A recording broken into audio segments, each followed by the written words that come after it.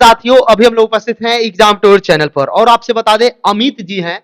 ये अभी बीपीएससी में कार्यरत हैं। यूपीएससी के 2 बार मेंस दे चुके हैं, इंटरव्यू में भी पहुंचे हुए हैं। तो इनसे संपूर्ण जानकारी हम लोग लेंगे कि आप कैसे तैयारी करें। जो भी आपका क्वेरीज था उसके बारे में हम पूछेंगे। अमित जी, आपका स्वागत है एग्जाम टूर पर।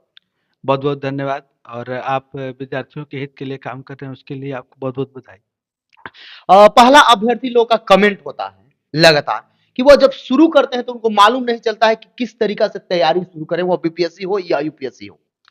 किसी भी चीज के लिए आधार स्तंभ का होना जरूरी है, जी। और एनसीईआरटी हम लोग का आधार है। सबसे पहले तो आपको एनसीईआरटी पढ़ना पड़ेगा, क्लास 6 से लेके क्लास 12 तक का। Class NCERT. 12 एनसीईआरटी पढ़ना पड़ेगा। सबसे बड़ी बात यह है कि इसका कोई शॉर्टकट नहीं है। यदि आपको कोई कहता है कि 8 महीने में आपको हम पीसीएस बना देंगे, 1 साल में आईएएस बना देंगे, तो पूरा पूरा आपको वकील की तरफ फंसा रहे, जैसे वकील मुवक्किल को फंसाते हैं। इसका कोई शॉर्टकट नहीं है। सबसे पहले आपको एनसीईआरटी पूरा बेस क्लियर करना होगा। उसके बाद बहुत सारे किताबें आती हैं, उसको आपको पढ़ना पड़ेगा। अभी आप किस पद पर पोस्टेड हैं बीपीएससी हम में? अभी आपूर्ति पदाधिकारी के रूप में कार्यरत हैं, प्रखंड आपूर्ति पदाधिकारी। इसको एमओ भी कहते हैं, बीएसओ भी कहते हैं। जी। एक बात बताइए, किस जिला में है पोस्टेड? हम भोजपुर जिले में। भोजपुर जिला में पोस्टेड। एक अभ्यर्थी लोग का लगातार प्रश्न होता है कि इसमें क्या काम करना पड़ता है? काम तो देखिए, आपको पद के अनुरूप काम करना इस पड़ता है। आप जो जैसे पद में बीपीएससी में बहुत सारे पद होते हैं। हम लोग का एक पीडीएस से रिलेटेड है, राशन से दुकानदार। जो, हाँ, राशन के दुकानदार जो लोग हैं। साथ ही कभी-कभी कोरोना में जो मेडिकल स्टोर पे मेडिकल की जो दवाएँ हैं कोरोना संबंधी, वो अवेलेबल है नहीं, ये सारी चीज़ें देखनी होती हैं। अभी जो बच्चे हैं, अभी तो बीपीएससी में भी निगेटिव हो चुका है और ई ऑप्शन भी है, 5वां ऑप्शन। उसको लेकर यदि कोई स्टार्टिंग तैयारी कर रहा है, वो किस तरीका से करे ताकि अच्छा कर पाए पीटी के लिए? देखिए, सबसे पहले तो बेहतर तैयारी, आपका बेस मजबूत होना चाहिए, क्योंकि जब तक नींव मजबूत नहीं होगा तब तक इमारत अच्छी नहीं खड़ी हो सकती है। तो उसके लिए पहले आपको नींव मजबूत करना पड़ेगा। नेगेटिव मार्किंग ये ऑप्शन, ये बहुत सारे जो संशोधन है, एडिशन, ये होते रहेंगे। इस पे बहुत ज़्यादा फोकस नहीं करना, फोकस अपनी पढ़ाई पे करना है कि हम अपनी काम के प्रति ईमानदारी, मेहनत, लगन, बस यही मायने रखता है। बाकी कोई एडिशन हो, कोई डिलीशन हो, उससे कोई मतलब नहीं रहना चाहिए। वो तो आयोग का काम है कि नए-नए प्रयोग करता रहेगा। हमें अब हमारा जो तैयारी है वो इतना अच्छा हो जाना चाहिए कि हम हर तरह के एडिशन, डिलीशन पे परफेक्ट उतरें। बस इस एक प्रश्न है, बहुत सारे विद्यार्थी होते हैं जो हमेशा एग्जाम देते हैं, कुछ अंक से पीछे रह जाते हैं। कोई विद्यार्थी होते हैं जो पीटी निकाल लेते हैं, मेंस में पीछे रह जाते हैं। आप बहुत सारे ऐसे लोग मिलेंगे पटना में भी या बाहर बहुत जगह तैयारी करते हैं, जो बीपीएससी यानी स्टेट पीसीएस और यूपीएससी दोनों एक साथ तैयारी करते हैं। तो उनको क्या रणनीति होना चाहिए पीटी के लिए उनका? देखिए, सबसे पहला चीज़ कि आपको डिमोटिवेट नहीं होना है। डिमोटिवेट ना होने के लिए है कि मुश्किल इस दुनिया में कुछ भी नहीं, फिर भी लोग अपने इरादे तोड़ देते हैं। मुश्किल इस दुनिया में कुछ भी नहीं, फिर भी लोग इरादे तोड़ देते हैं। अगर हो चाहत सच्चे दिल से कुछ पाने की, तो सितारे भी अपनी जगह छोड़ देते हैं। रख हौसला, वो मंज़र भी आएगा, प्यासे के पास चलकर समंदर भी आएगा। थक कर ना बैठे मंजिल के मुसाफिर, मंजिल भी मिलेगी और मिलने का मज़ा भी आएगा। तो कोई बुक हो क्या, ये सब थोड़ा बता दीजिए। पीटी के लिए कौन सा बुक बेस्ट होगा, किस तरीका से वह शुरू करे, ये सब देखिए, थोड़ा। किताब और गुरु कभी बुरे नहीं होते। किताब और गुरु। हाँ, कभी बुरे नहीं होते, वो अच्छे होते हैं। अब आपको क्या समझ आता है, ये आपके ऊपर निर्भर करता है। जैसे हम लोग के लिए है कि हम हिंदी साहित्य के हैं, तो विकास दिव्यकीर्ति भगवान है हमारे लिए। हमारे लिए डॉक्टर पुरुषोत्तम अग्रवाल भगवान हैं। पुरुषोत्तम अग्रवाल के बारे में आप जानते होंगे, विकास दिव्यकीर्ति के भी बारे में जानते होंगे। इसके बाद बहुत सारे लोग हैं। तो अच्छा, रही बात किताब की, तो प्रीलिम्स के लिए आप जैसे इकोनॉमिक्स है, तो इकोनॉमिक्स आपको बहुत ज़्यादा इधर-उधर नहीं पढ़ना है, विवेक सिंह का पढ़ना है। आप मिडिएबल जो है, पूनम दलाल और दहिया का इतिहास का पढ़ना है। मॉडर्न राजीव अहिर का पढ़ना है। बाकी जिस सब्जेक्ट में आप अपने आप को वीक पाते हैं, कमज़ोर दिख रहे हैं आप, तो उसके लिए आप घटना चक्र पढ़ लें, या फिर एनसीईआरटी तो है आपका। थोड़ा करंट को लेकर आप बता दीजिए। बहुत बच्चों में ये रहता है कि करंट का तैयारी कैसे करें? देखिए, करंट के लिए तो बहुत सारी चीज़ें हैं, लेकिन मैं जो रेफ़र करूँगा वो अंकित अवस्थी सर हैं, डेली न्यूज़ एनालिसिस करते हैं वो। अंकित अवस्थी। अंकित अवस्थी यूट्यूब पे आते हैं, वो मॉर्निंग में कभी भी आ जाते हैं, 4 बजे, 5 बजे सुबह में, वो कभी भी आ जाते आप हैं। उन्हीं आप, से। हाँ, हम उनका पढ़े हैं। बाकी बहुत सारी किताबें आती हैं, लेकिन उससे ज़्यादा अच्छा है कि आप डेली के न्यूज़ को फ़ोकस करें, और आप उसको अपने से, जैसे समाचार पे विचार करें कि आज का समाचार क्या है, डीआरडीओ ने ये चीज़ खोजा, तो उसका अगला पहल क्या होगा, अगला कदम क्या होगा, इसके फ़ायदे क्या हैं, इसके नुकसान क्या हैं। वो आप खुद से करें तो ज़्यादा बेहतर। पेपर में आप कौन लेते थे? कौन सा पेपर लेते देखिए, पेपर तो हम पढ़ते नहीं था, मध्यम वर्गीय परिवार से थे। पेपर खैर हमारे यहाँ गाँव में आता नहीं था। थे? जी। और जब हम तैयारी के लिए गए दिल्ली तो पेपर पढ़ने का समय नहीं था, क्योंकि हम जॉब करने के साथ-साथ तैयारी करते थे। जॉब करने के हाँ साथ-साथ। जी, क्या जॉब हम करते थे? प्राइवेट सेक्टर में एचआर में ह्यूमन रिसोर्स में मैनेजर थे। मैंने प्राइवेट की कंपनी थी, एमएनसी की, डेनमार्क की कंपनी। कितना समस्या होता था जॉब के साथ तैयारी करना? देखिए, समस्या कुछ नहीं है, जब हुँ। आपकी आपकी मंजिल दिख रही हो ना, आपकी हुँ। मंजिल जब सामने है, एक माउंटेन ड्यू का प्रचार आता है कि डर के आगे जीत है। हुँ। तो आप जब तक डर रहे हैं, इसका मतलब आप असफल हैं। जिस दिन निडर हो जाएँगे, सफल हो जाएँगे।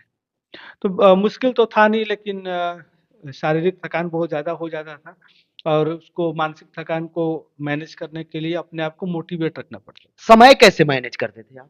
समय सबके लिए 24 घंटा ही होता है। हुँ। अब बाकी समय कुछ लोग मूवी देख के गवा देते हैं। बात बात रातों की होती है, किसी की सोकर कटती है, किसी की रोकर कटती है। जिसकी रोकर कटी है वो सफलता की ऊँचाइयों पर है, जिसकी सोकर कटी है, वो उसके लिए 24 घंटे खत्म हो जाते हैं। जो बच्चे 68वीं अभी दे रहे हैं, अब मात्र 1 माह का समय है, 1 माह से भी कम समय है। अभी उनको क्या करना चाहिए? वीकली रिवीजन करें, जैसे 5 दिन मंडे टू फ्राइडे पढ़ लें, सैटरडे को अपने आप सेल्फ टेस्ट ले लें कि हम कितना पढ़ रहे हैं, क्या हम समझ पाए हैं, क्या बाकी रह गया है। बाकी जो बाकी रह गया संडे को रिवीजन कर लें, क्योंकि 1 महीने में बहुत कुछ हो नहीं सकता।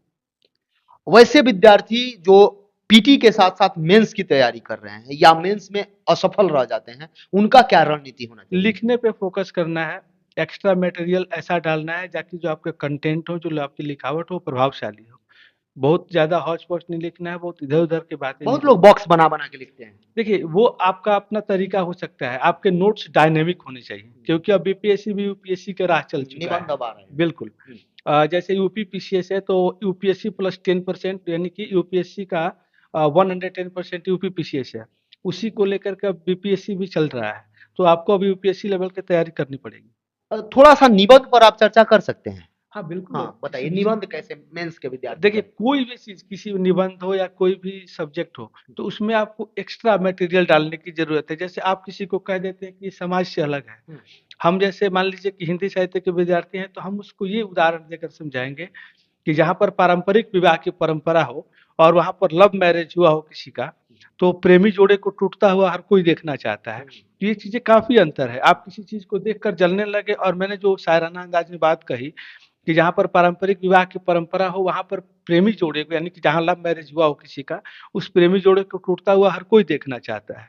बस यही बात है। आपकी जो लिखावट है, आपकी जो स्किल है, वो अच्छी होनी चाहिए। आपके कंटेंट प्रभावशाली होने चाहिए, ताकि नंबर देने वाले को मजबूर कर दे कि हाँ, हमें नंबर देने हैं। एक बात आप बताइए किस मतलब जैसे कोई आप निबंध लिख रहे हैं, उस पर किस पर विशेष फ़ोकस किया जाता है? सबसे पहले तो भूमिका, भूमिका पे। शुरुआत में जो आपकी भूमिका है, हुँ। बीच में और भी जो उसके तथ्य हैं वो लिखने हैं, लास्ट में जब अंतिम में उपसंहार जब हम लिखेंगे, यानी कि कंक्लूज़न करेंगे, तो ये क्या किस प्रकार से अच्छा है, किस प्रकार से बुरा है, ये सारी चीज़ों दोनों को ला देखकर, जाने हाँ, बिल्कुल लिखेंगे।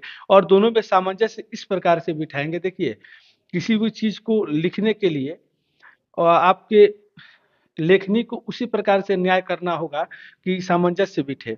सामंजस्य बिठाना नंगी तलवार पर खुले पैर चलने के बराबर है, लेकिन फिर भी आपको सामंजस्य बिठाना पड़ेगा। बहुत सारे ऐसे अभ्यर्थी होते हैं जो हर एक बार लिखते हैं, लेकिन रिज़ल्ट आने से पहले या एग्ज़ाम से 2-4 दिन पहले वो हतोत्साहित हो जाते हैं। उस समय आपके साथ भी कुछ ना कुछ हुआ होगा। उसको आप कैसे उसको मेंटेन किए, कैसे उस परिस्थिति को झेले? थोड़ा-सा देखिए, असफलता की कई रातों के बाद सफलता की एक ही सुबह होती है, और वो सुबह बड़ा ही आनंददायक होती है।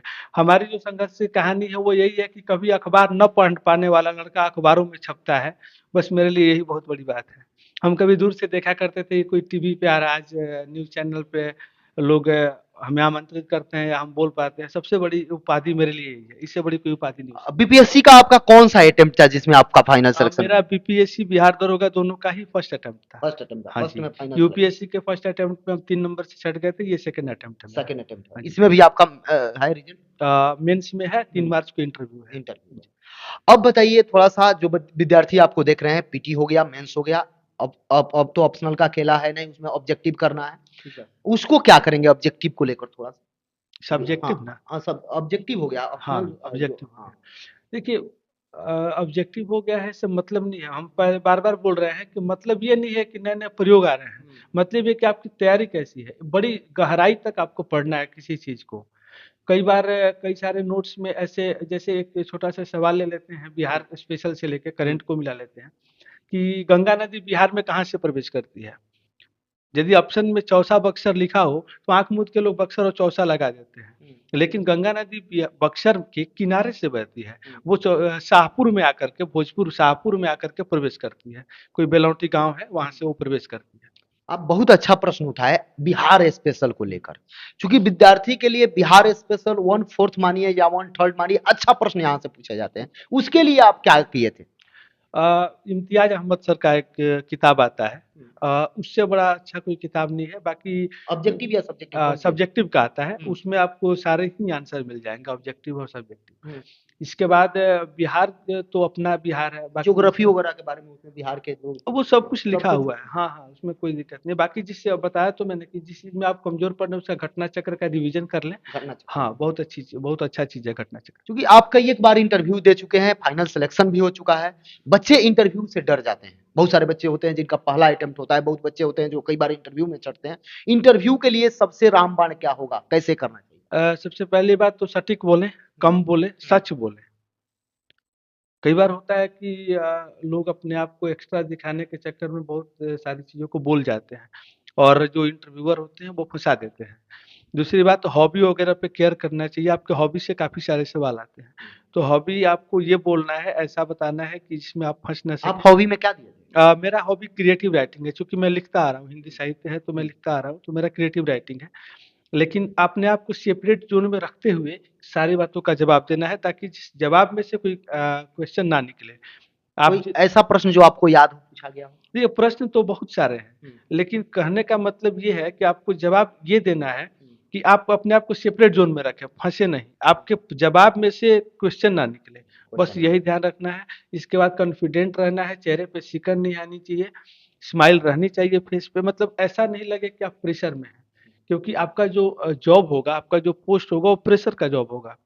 एक एडमिनिस्ट्रेशन का जॉब है, कमीशन का जॉब है, तो ज़ाहिर-सी बात है कि प्रेशर तो रहेगा, बट उसको आप नॉर्मल सिचुएशन को नॉर्मल सिचुएशन में कैसे रख पाते हैं, ये आपके ऊपर डिपेंड करता करंट से भी क्वेश्चन इंटरव्यू में है। पूछे हाँ, गए बिल्कुल होंगे? पूछे जाते हैं, करंट से पूछे जाते हैं। मान लीजिए कि जैसे बिहार का है, तो जैसे बिहार में जनसंख्या बढ़ रही है, शिक्षा का स्तर, इस टाइप के सवाल आते हैं। इसके बाद जो नई-नई चीज़ें हैं, जैसे कोरोना था या बाकी सारी बहुत सारी चीज़ें, डीआरडीओ का अभी नया ये हुआ है, तो उस सारी चीज़ों से प्रश्न आते रहते हैं। आपका ऑनर्स पेपर से भी प्रश्न पूछे गए थे इंटरव्यू में? ऑनर्स पेपर से ये पूछा गया था कि आपका ऑनर्स जब क्या बोलते हैं, भौतिकी है, हाँ, मेरा फिजिक्स। भौतिकी था, फिजिक्स था, तो फिर हिंदी में आने का क्या उद्देश्य था? क्योंकि बहुत सा काफ़ी डिप्लोमेटिक हो गया ये। तो फिर बताया हमने कि हिंदी चूँकि हमारी मातृभाषा है और हिंदी हमारी माँ है, तो हम माँ को कभी थोड़ी भूल सकते हैं। बहुत सारे विद्यार्थी लोगों को देखते हैं, जैसे आप भी साइंस बैकग्राउंड से हैं लेकिन चले गए वहाँ। बहुत विद्यार्थी बदल लेते हैं, उनको हमेशा ये टेंशन रहता है ये लेकर कि साइंस से भी कुछ प्रश्न उठा दिए जाते हैं। तो उसमें आप किस तरीका से तैयारी किए, थोड़ा-सा देखिए, बता दीजिए? आपका जब ऑनर्स रहा है तो ज़ाहिर-सी बात है कि आप पढ़े होंगे, तो इसमें घबराने की कोई ज़रूरत नहीं है। आप पढ़े तो होंगे ना, जब आप मान लीजिए कि आपका, मेरा भौतिकी था, फिजिक्स ऑनर्स था, तो फिजिक्स तो ज़ाहिर-सी बात है कि हम ग्रेजुएशन तक पढ़े होंगे, तो इसमें घबराने की कहाँ से बात आती है। हाँ, ज़ाहिर-सी बात है कि मेरा हिंदी काफ़ी अच्छा था, हम जिसमें सहज थे, तो हमने हिंदी ले लिया। एक प्रश्न और आपसे होगा, जब आप मॉक टेस्ट देते थे, तो देने के बाद किस तरीका से, मतलब कोई अपने मित्र के साथ देते थे या कोई बहुत सारे विद्यार्थी बोलते हैं कि दर्पण में देना चाहिए, ये क्या आप अपनाए रणनीति अलग? मैंने ऑनलाइन क्लासेस लिया था मॉक का, दिल्ली से, दृष्टि से उस टाइम तो लिया था पिछली बार, और मॉक टेस्ट के बाद जो उसके इवैल्यूएशन आते थे, उस पे हम सुधार करते थे। इसके बाद अच्छा गया था, इंटरव्यू अच्छा गया था। अब थोड़ा-सा मेंस में एथिक्स में नंबर कम आ गया था पिछली बार, इस बार अच्छा रहा है, और उम्मीद करते हैं कि आगे अच्छा ही हो। विद्यार्थी को आप क्या संदेश दीजिएगा, जो अभ्यर्थी आपको देख रहे हैं, वो यूपीएससी एस्पिरेंट हो या बीपीएससी हो, उनको आप क्या संदेश दीजिएगा? वो सभी हमारे भाई-बहन हैं, और बहुत ज़्यादा हेजिटेट नहीं होना है, दोस्त और किताब कम रखें, कन्फ्यूज़न कम होगा। सटीक चीज़ें पढ़ें, सही चीज़ें पढ़ें, बाहर का वायरस लेकर के जब पढ़ने बैठें, तो बाहर का वायरस लेके ना बैठें। बिल्कुल एक लर्नर की तरह, एक सीखने वाले व्यक्ति की तरह फ्रेश माइंड, कूल माइंड लेकर के क्लासरूम में बैठें, या फिर अपने स्टडी टेबल पर बैठें, और जो चीज़ पढ़ रहे हैं उस पे फ़ोकस करें। बाबू सोना पे ध्यान दें। एक बात बताइए, आपकी सफलता में 2, 4, 5, 10 व्यक्ति का योगदान होगा, बहुत सारे लोग होंगे। उसमें आप किनको-किनको ये सफलता का श्रेय देना चाहते हैं? सफलता का श्रेय तो सबसे पहले माता-पिता को देंगे, गुरु को देंगे और साथ ही साथ वो उन मार्गदर्शकों को देंगे, जिन्होंने मुझे सही रास्ता दिखाया है। बहुत सारे लोग हैं, किसी एक को इसका श्रेय नहीं दिया जा सकता। किसी एक को श्रेय नहीं। बहुत अभ्यर्थी हैं जो आपको सुनेंगे, समझेंगे, जानेंगे। यदि उनका कोई प्रश्न रहा तो फिर समय आप दीजिएगा। हाँ, बिल्कुल देंगे। हम अनाउंस कर चुके हैं कई बार, कई जगहों पे। एक जगह मिले थे आप लोग, तो वहाँ भी हम बोले थे कि यदि कहीं भी हमारी ज़रूरत पड़ती है, तो आप हमसे संपर्क करें और आपको नहीं आना है, हम खुद आपके पास आ जाएँगे। देखिए, एक बात बता दें, इसके बावजूद प्रीलिम्स से, मेंस से या इंटरव्यू से किसी भी अभ्यर्थी को किसी प्रकार का प्रश्न हो तो ये एक सीरीज चल रहा है, आप जरूर कमेंट करेंगे। मैं अमित जी से फिर मिलूंगा। और बहुत सारे अभ्यर्थी हैं जिनका फाइनल सिलेक्शन हो चुका है, उन लोगों से मिलकर आप लोगों का जो भी क्वारीज होगा उस क्वारीज को मैं समाधान करने का प्रयास करूंगा। यदि आपको लगे कि एग्जाम टूर अच्छा काम कर रहा है तो एग्जाम टूर को जरूर सब्सक्राइब कर लें। जय हिंद, जय भारत, जय युवा।